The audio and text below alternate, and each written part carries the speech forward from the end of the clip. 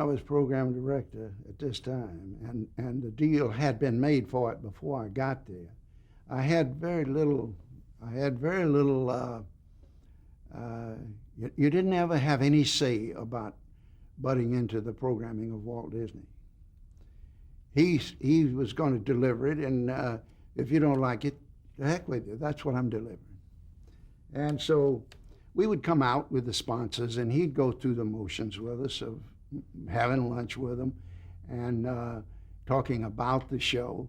But when somebody like Dan Seymour, he liked Dan. You remember Dan was head of J. Walter Thompson.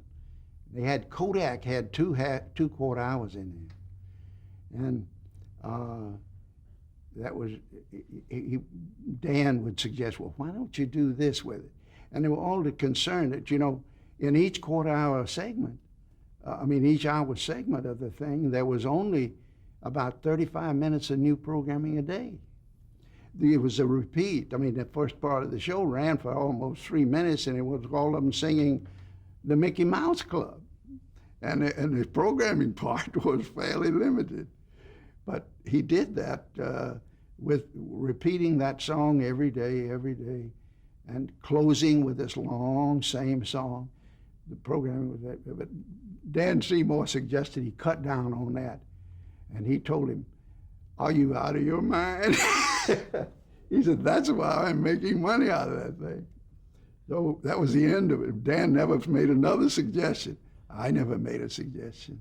I later came out and offered Walt an hour show a week of El Fago Baca, which El Fago Baca was a very famous Texas lawman. And they had 2 episodes, and it was a terrific hit. And I came out to talk him into doing it every week the next year. He said, no, the material isn't there. He says, that's all. We were very anxious to get a Spanish-like show because they were doing pretty well. But no, he wouldn't do it. He was his own creative personality. He had a way of giving you the impression that he was the creator supreme, and he's going to deliver what he thinks is going to work. Well, his record was so good. And then after, Leonard Golinson and his brother never got along very well.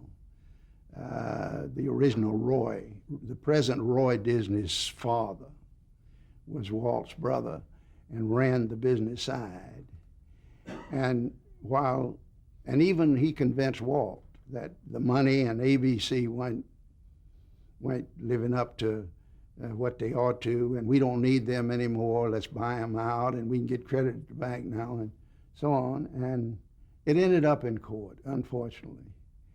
And we spent the latter part of the 50s in a bit of court suit. And the show went over then to Disneyland in color. It went over to NBC. We lost the show. We won the suit, but it wasn't really worth it. But that show was the backbone of the beginning and the breaking of Hollywood's interest in going into television, and Warner's was the next one.